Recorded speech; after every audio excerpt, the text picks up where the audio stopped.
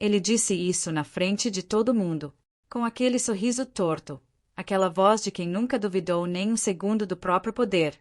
Ele virou para mim no meio da reunião, com 40 olhos me observando, e disse: Daniela, com todo respeito, isso é uma ideia de pessoa burra. O silêncio que veio depois foi o tipo de silêncio que dói físico. Você sente no peito, sente na garganta, sente nas mãos que ficam paradas em cima da mesa porque se você mexer, se você piscar errado, todo mundo vai ver que você está destruída por dentro. Eu não pisquei. Eu respirei fundo, fechei meu caderno e sorri. Porque o que o Ricardo Moura, diretor-geral da Vertex Comunicações, homem que se achava o centro do universo corporativo de São Paulo, não sabia naquele momento era uma coisa simples, pequena, explosiva. 3 dias antes, eu tinha recebido uma proposta formal da Lumina Group, a maior concorrente dele, me oferecendo o cargo que ele ocupava, com o dobro do salário, e eu ainda não tinha respondido. Mas para você entender o que aquele sorriso meu significava, eu preciso te levar para 3 anos antes, para uma versão de mim que mal conseguia olhar no espelho sem sentir vergonha. Eu tinha 26 anos quando entrei na Vertex como assistente de marketing. Não entrei pela porta da frente, entrei pela porta dos fundos, como a maioria das mulheres que não tem sobrenome famoso, não tem pai com empresa, não tem namorado com conexões. Entrei com o meu currículo, com as minhas notas, com os meus 3 anos de faculdade paga com bolsa e trabalho noturno em telemarketing. Entrei achando que isso seria suficiente. Não foi. Logo na primeira semana, a Cláudia, coordenadora de comunicação, cabelo liso perfeito, tom de voz que já nasce condescendente, me chamou na sala dela e disse: Daniela, você é esforçada. Isso é bonito. Mas aqui a gente trabalha com imagem, com percepção. Você vai precisar se polir um pouco. Ela olhou para minha roupa enquanto dizia isso. Eu estava de blazer, comprado no mês anterior, da minha reserva de emergência. Eu sorri, agradeci, e fui embora com aquela frase enfiada no meio do peito como um anzol. Em casa, naquela noite, minha mãe me perguntou como tinha sido o primeiro dia. Eu disse: foi ótimo. Ela sorriu, me serviu arroz com feijão. Acreditou em mim. Minha mãe sempre acreditou em mim de um jeito que doía, sabe? Dói quando alguém acredita mais em você do que você mesma. Dói porque você fica com medo de decepcionar. Fica com medo de ser a pessoa que ela acha que você é. Ela trabalhava como faxineira em um condomínio há 16 anos. Acordava às 4:30 da manhã. Nunca reclamou uma vez. Nunca pediu reconhecimento. Só trabalhava, calada, firme, como se o cansaço fosse um idioma que ela escolheu não aprender. Eu aprendi tudo sobre silêncio com ela. E foi o silêncio que me salvou. Os primeiros 6 meses na Vertex foram um treinamento de humilhação que nenhuma faculdade te prepara. O Ricardo, que na época era gerente sênior, ainda não diretor, me ignorava em reuniões de forma sistemática. Não era esquecimento. Era metodo. Ele tinha esse talento peculiar de olhar para todo mundo na sala e fazer seus olhos deslizarem por cima de mim como se eu fosse transparente. Uma vez, eu apresentei uma análise de dados sobre o comportamento do consumidor em redes sociais. Passei 2 fins de semana construindo aquilo. Referências internacionais, comparativo com mercados europeus, projeções para os próximos 18 meses. Ele olhou para o papel, olhou para mim, e disse: Legal. Alguém tem alguma contribuição real para dar? 2 semanas depois, o Felipe, colega meu, mesmo cargo, 2 meses de empresa, apresentou exatamente a mesma análise, com os meus dados, com as minhas referências, com uma formatação ligeiramente diferente. Ricardo bateu na mesa de entusiasmo. É isso que eu quero ver. Pensamento estratégico. Eu estava sentada do outro lado da mesa. Não disse nada, mas anotei tudo. Eu comecei a anotar tudo nessa época. Não por paranoia, por estratégia. Tinha uma caderneta preta que eu chamava mentalmente de o arquivo. Datas, situações, falas, contextos. Não como vítima, como analista. Porque eu percebi uma coisa sobre ambientes tóxicos. Eles têm padrão. E padrão pode ser estudado. E o que pode ser estudado pode ser previsto. E o que pode ser previsto pode ser usado. Eu estava aprendendo o jogo. Só que aprendendo de um ângulo que eles não conseguiam ver.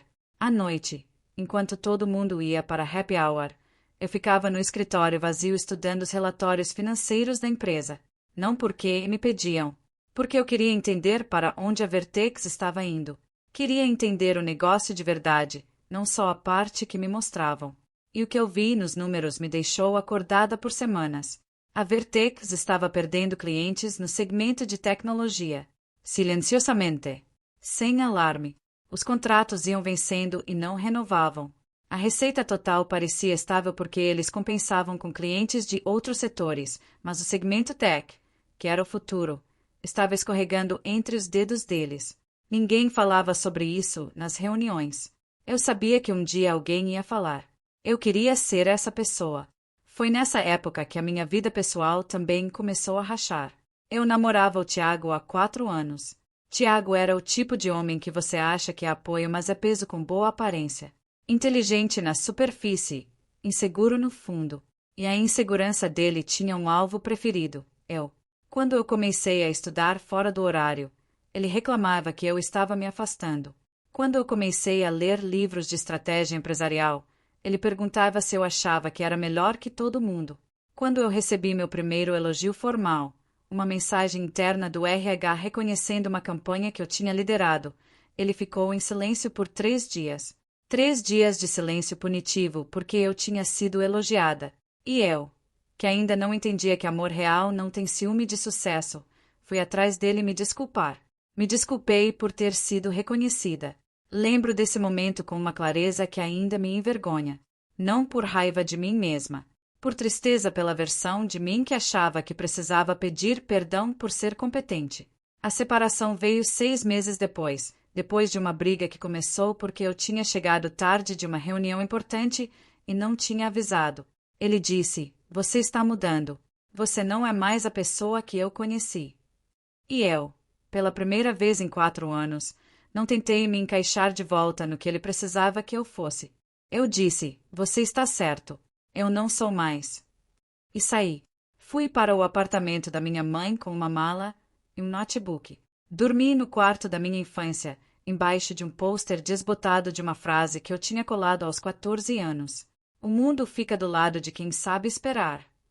Naquela noite, eu entendi essa frase de um jeito completamente diferente. Mas foi também essa fase que algo mudou na Vertex. A empresa contratou uma nova diretora de estratégia, Fernanda Salles, 52 anos, histórico impressionante, cabelos brancos que ela usava com uma autoridade desconcertante. Fernanda era o tipo de mulher que entrava em uma sala e redistribuía o peso do ar. Ela me notou na segunda semana. Não sei por quê. Até hoje não sei. Talvez porque eu fosse a única pessoa que ficava depois do horário sem ser cobrada por isso. Talvez porque minha caderneta preta chamasse atenção. Talvez porque ela simplesmente tivesse o dom de enxergar potencial em lugares onde outros viam invisibilidade. Ela parou ao lado da minha mesa numa tarde de quarta-feira e perguntou: o que você está estudando? Eu mostrei os relatórios financeiros, a análise do segmento tech, as projeções que eu tinha montado. Ela ficou em silêncio por uns 30 segundos, lendo. Depois olhou para mim e disse: você apresentou isso para alguém? Tentei, eu disse. Não foi bem recebido. Ela fechou o relatório, devolveu para mim, e disse apenas: continue, o momento certo chega. E foi embora. Eu não sabia naquele instante, mas aquela conversa de 2 minutos era o começo de tudo. Fernanda começou a me incluir em reuniões estratégicas. Não de forma ostensiva. Ela não era o tipo que faz alarde. Era subtle. Um convite aqui, uma cópia de e-mail lá, uma solicitação de análise que passava por mim antes de chegar ao grupo executivo. Ricardo percebeu. E não gostou. Um homem que construiu sua posição sobre a invisibilidade das pessoas ao redor não reage bem quando uma dessas pessoas começa a aparecer. Ele começou a me interromper mais nas reuniões, a questionar meus dados na frente dos outros, a fazer aqueles comentários que não são xingamento, mas têm o mesmo efeito. Os comentários que disfarçam a crueldade de inteligência. Daniela, você tem certeza que leu esse dado direito? Isso é uma perspectiva interessante para quem está começando. Não quero ser duro, mas acho que você está complicando o que é simples. Cada um desses comentários era uma tentativa de me colocar de volta no lugar onde eu não atrapalhava. Eu deixava passar, anotava e continuava. A virada aconteceu num projeto específico. A Vertex tinha perdido um cliente enorme, a TechBridge, empresa de software que representava quase 8% da receita anual. Perdeu para a Lumina Group, principal concorrente. Foi um golpe silencioso que sacudiu os bastidores da empresa. Ricardo foi encarregado de criar uma estratégia de reconquista. E Ricardo, na sua genialidade peculiar de se cercar de pessoas que fazem o trabalho enquanto ele colhe o crédito, me pediu para preparar toda a análise de base. Eu trabalhei por 3 semanas naquilo. Não como assistente executando tarefa, como estrategista, construindo solução. Entrevistei ex-funcionários da TechBridge que tinham saído para o mercado. Estudei o modelo de atendimento da Lumina. Identifiquei o gap exato que tinha feito a TechBridge migrar. O problema não era preço. Era velocidade de resposta e personalização de métricas. A TechBridge queria dashboards customizados em tempo real. A Vertex entregava relatórios mensais padronizados. A Lumina entregava painel ao vivo, atualizado a cada 6 horas, customizado por departamento. A solução que eu propus era técnica, viável, e com custo de implementação menor do que o valor do contrato que eles tinham perdido. Era boa. Era muito boa. E foi exatamente por isso que o que aconteceu depois doeu de um jeito diferente. Na reunião de apresentação para o Conselho Executivo, eu estava na sala. Era minha análise, meu trabalho, minha solução. Ricardo apresentou tudo como se tivesse criado sozinho. Ele nem mudou a estrutura. Usou os mesmos títulos dos slides, as mesmas palavras, a mesma sequência lógica que eu tinha construído. Olhou para o conselho com aquele sorriso de quem está acostumado a ser aplaudido e disse: "Essa é a nossa proposta de reconquista, desenvolvida pela minha equipe sob minha direção estratégica." Minha direção estratégica. Eu estava sentada 3 cadeiras à esquerda dele. O conselho aprovou. Houve palmas. Alguém disse que era o melhor plano estratégico que a Vertex tinha produzido em 2 anos. Eu sorri. Obrigada, caderneta preta. Obrigada. Paciência. Obrigada, Fernanda Salles, que estava sentada no fundo da sala e que me olhou durante aquele aplauso com uma expressão que eu só consegui decodificar mais tarde. Ela sabia. E ela estava esperando para ver o que eu ia fazer com isso. O que eu fiz foi o seguinte: não fiz nada imediato. Mas fiz algo que Ricardo não esperava. 2 dias depois da reunião, eu enviei um e-mail para Fernanda com o assunto Continuação da análise TechBridge, pontos não apresentados. Nesse e-mail, eu detalhei 3 elementos adicionais da minha pesquisa que Ricardo não havia incluído na apresentação porque ele não tinha lido a versão completa. Apenas a versão resumida que eu tinha preparado para ele. A versão completa estava comigo. E a versão completa tinha algo que mudava tudo. Eu tinha descoberto, durante minhas entrevistas, que a TechBridge estava insatisfeita com a Lumina também. O contrato com eles tinha uma cláusula de saída após 18 meses. E faltavam 4 meses para essa janela se abrir. Se a Vertex se movesse rápido, com a proposta certa, no momento certo, poderia reconquistar o cliente antes que a Lumina sequer percebesse o risco. Fernanda respondeu meu e-mail em 20 minutos. Com 2 palavras: minha sala. Agora. Naquela conversa, eu finalmente falei tudo. Não como reclamação, como relatório. Apresentei os fatos, as datas, os e-mails, a caderneta. Fernanda ouviu, sem interromper. Quando eu terminei, ela ficou em silêncio por um tempo que me pareceu longo. Depois disse: "Daniela, você sabe que se eu levar isso ao conselho, vai virar uma guerra interna, certo?" "Sei", eu disse. "E você está preparada para isso?" Eu pensei na minha mãe acordando às 4:30. Pensei em Tiago e no silêncio punitivo de 3 dias. Pensei em todos os momentos que eu tinha encolhido para não atrapalhar o conforto de alguém que não merecia esse conforto. "Estou", eu disse. Ela abriu um sorriso lento. Então vamos trabalhar juntas. Mas do jeito certo. Com paciência. Com prova. Calm timing. Timing. Essa palavra voltou para mim 3 meses depois, como um eco. A proposta da Lumina chegou numa terça-feira de manhã, via e-mail direto da Silvia Rocha, diretora de expansão da empresa. Eles tinham me monitorado. Tinham visto o trabalho que eu produzia mesmo sem crédito. Os resultados falam sem precisar de nome. Tinham feito a lição de casa. E estavam oferecendo o cargo de diretora de estratégia e novos negócios, com um salário que era exatamente o dobro do que eu ganhava, e com uma linha no e-mail que me fez reler 3 vezes. Queremos você para liderar a expansão do nosso portfólio no segmento de tecnologia. Sabemos o que você construiu na Vertex. Sabemos que não foi você que apresentou. Eles sabiam. O mercado sabia. Eu era a única que ainda estava fingindo que não. Eu não respondi imediatamente. Guardei o e-mail. Não contei para ninguém, nem para Fernanda. E 3 dias depois, aconteceu a reunião. A reunião onde Ricardo Moura, na frente de 40 pessoas, me chamou de burra. O contexto. Eu tinha apresentado uma nova proposta, dessa vez diretamente ao conselho, em uma sessão que Fernanda tinha convocado especificamente para isso. Uma proposta de reestruturação do Departamento de Análise de Dados, com implementação de inteligência artificial para personalização de relatórios.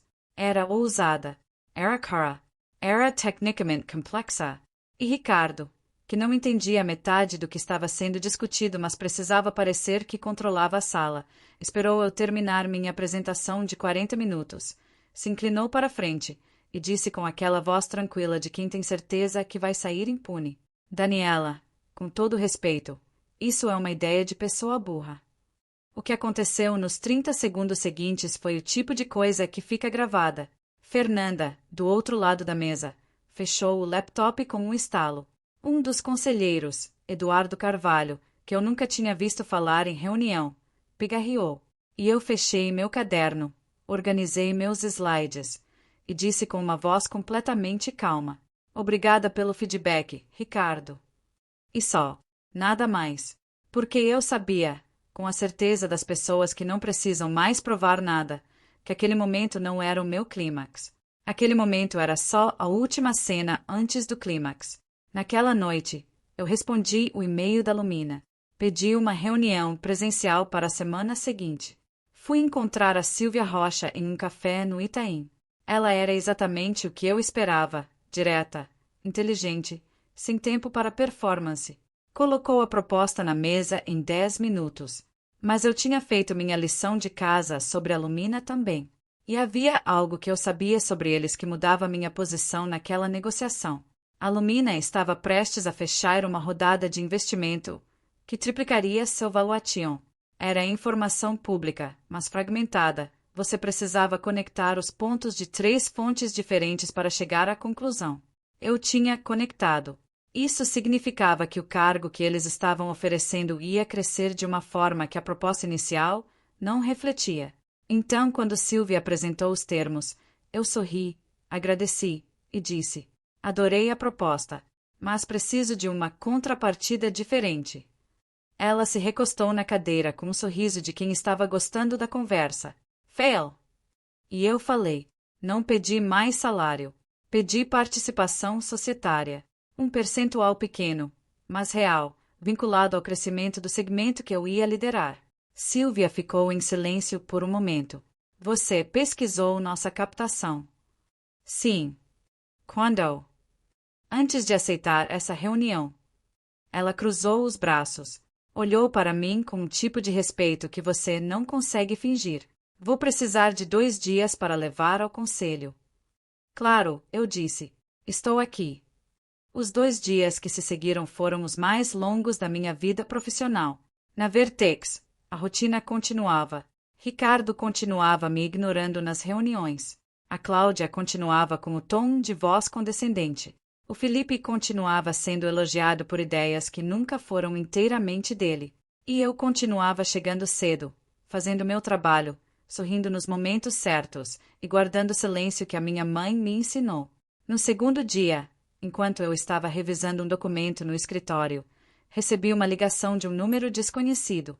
Era Eduardo Carvalho, o conselheiro silencioso. Ele disse: Daniela, podemos conversar. Eduardo Carvalho não era apenas conselheiro da Vertex. Era o fundador original da empresa. Tinha vendido a maioria das ações 12 anos antes, mas mantinha uma posição no conselho por cláusula contratual. Era o homem que tinha construído tudo aquilo, e que nos últimos anos assistia, em silêncio crescente, a empresa que ele criou sendo gerida por pessoas que valorizavam aparência mais do que substância. A reunião com ele durou 3 horas. Ele tinha visto minha apresentação, tinha relido sozinho depois, e tinha chegado à mesma conclusão que eu. A proposta era boa. Era mais do que boa. Era a direção certa para onde a empresa precisava ir. E ele sabia que não era a ideia de Ricardo. Há quanto tempo você está nessa empresa? 2 anos e 8 meses, eu disse. E por que ainda está aqui? Eu pensei por um segundo. Porque ainda não era a hora. Ele me olhou de um jeito que me lembrou de Fernanda. O olhar das pessoas que aprenderam que paciência é uma forma de poder. E agora? Ele perguntou. Agora, eu disse, está sendo a hora. No dia seguinte, recebi a resposta da Lumina. Aceitaram minha contraproposta, com um ajuste pequeno no percentual societário, ligeiramente menor do que o que eu tinha pedido, mas com um bônus de entrada que compensava a diferença. Eu li o e-mail 2 vezes. Fatiei o notebook. Olhei pela janela do apartamento da minha mãe para a rua lá embaixo, onde a vida continuava sem saber que alguma coisa tinha mudado. Liguei para ela. Ela atendeu na segunda chamada, com a voz ainda um pouco apressada. Era cedo. Ela estava saindo para o trabalho. Eu disse: Mãe, eu consegui. Ela ficou quieta por um segundo. Eu sei, ela disse. Você sempre ia conseguir. Aquelas 4 palavras me desfizeram completamente. Pedi demissão na quinta-feira. Não fiz nenhuma cena. Não enviei e-mail coletivo. Não fui de mesa em mesa me despedir. Fui direto à sala de Fernanda, que era a única pessoa na empresa que eu devia uma despedida real. Ela estava me esperando. Juro que estava, com 2 cafés sobre a mesa e um sorriso que dizia que ela já sabia há mais tempo do que eu imaginava. Lumina? Ela perguntou. Lumina! You confirm me. Ela assentiu devagar. Boa escolha. Aprendi com você, eu disse. Ela balançou a cabeça. Você não aprendeu comigo, Daniela. Você já sabia.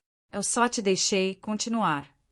A carta de demissão foi entregue ao RH às 14 horas. Às 14h20, Ricardo Moura apareceu na minha mesa com uma expressão que eu nunca tinha visto nele. Uma expressão de alguém que acabou de perceber que calculou errado. Daniela, precisamos conversar. Claro, eu disse. Fomos para a sala de reuniões, a mesma onde ele tinha me chamado de burra 4 dias antes. Ele fechou a porta. Ficou em pé, desconfortável. Ouvi que você está saindo. Quero que saiba que o comentário que fiz na reunião foi inadequado. Eu estava sob pressão. Eu o deixei terminar. Entendo, eu disse. A empresa valoriza você. Podemos conversar sobre uma promoção. Sobre seu papel aqui. Eu sorri. O mesmo sorriso da reunião. O sorriso das pessoas que não precisam mais de nada que você tem. Ricardo, eu valorizo o tempo que passei aqui. Aprendi muito, mas minha decisão já está tomada. Ele ficou procurando algo para dizer. A boca abriu e fechou levemente, um peixe fora d'água vestindo terno caro. Para onde você está indo? Ele perguntou finalmente. Lumina, eu disse.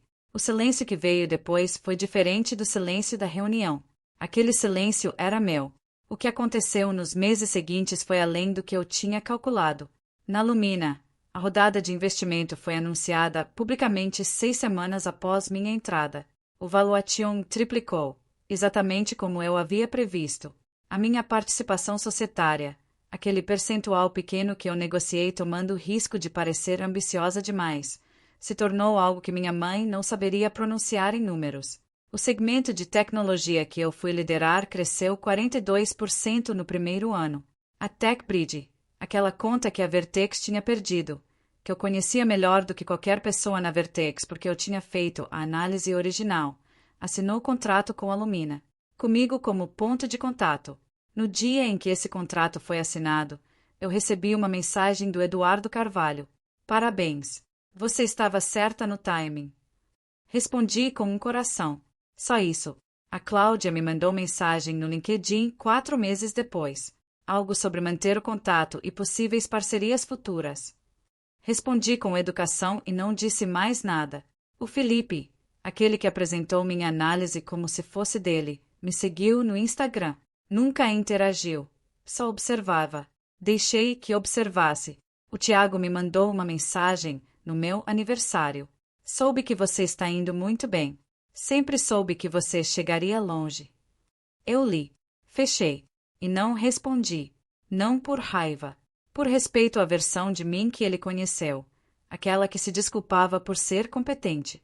Essa versão merecia que eu não voltasse para ela nem por mensagem. A cena que mais fica na minha memória de tudo isso não é a reunião. Não é a assinatura do contrato. Não é o número na minha conta. É uma manhã de sábado, alguns meses depois de entrar na Lumina. Eu fui buscar minha mãe para almoçar. Passei na frente do condomínio onde ela trabalhava há 16 anos. Ela estava saindo com o uniforme ainda, com aquela bolsa desbotada que ela usa há anos. Entrou no meu carro, que era novo, que era meu, que eu comprei com o meu dinheiro, e ficou olhando para a frente por um segundo antes de dizer nada. Você está diferente, ela disse. Como assim? Eu perguntei. Ela me olhou. Você está parecendo você. Tem uma coisa que ninguém te conta sobre o sucesso. Não o sucesso de fachada, o sucesso real, aquele que você constrói camada por camada no silêncio que ninguém vê. Ninguém te conta que ele não chega com barulho. Ele chega quieto, como você. Ele chega numa manhã de sábado dentro de um carro com a sua mãe do seu lado. Ele chega na forma de um e-mail que você abre 2 vezes antes de acreditar. Ele chega no sorriso que você dá depois de ser chamada de burra. Porque você sabe, com uma certeza que habita o osso, que quem disse aquilo não tem ideia do que está sentado do outro lado da mesa. Ricardo Moura me chamou de burra. E eu, com minha participação societária, com minha conta da TechBridge, com minha promoção para diretora, com tudo que construí em silêncio enquanto ele colhia crédito pelo meu trabalho, nunca precisei responder. A vida respondeu por mim. E a vida, descobri, tem um timing perfeito. É só ter paciência para esperar.